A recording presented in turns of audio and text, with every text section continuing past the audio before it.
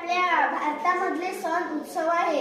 हे उत्सव घरोघरी साजरी करतात। या उत्सवाबद्दल मी तुम्हाला थोडक्यात माहिती सांगणार आहे। आणि हे आपल्या दहीहंडी व जन्माष्टमीचं चित्र आहे। आणि हे इथे कृष्ण पण दिसत आहे। या दिवशी आपण कृष्णाचा जन्म साजरी करतो आणि आपल्या घरी पण साजरी करतो।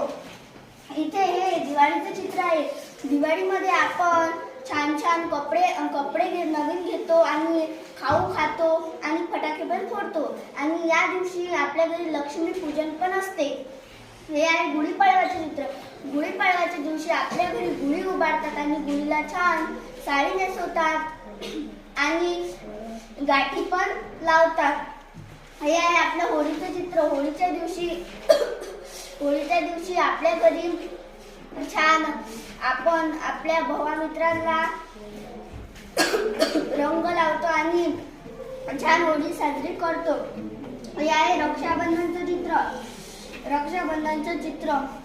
आणि या दिवशी भावा बहिणीचं नातं टिकावं म्हणून आपण भावाला राखी बांधत असतो।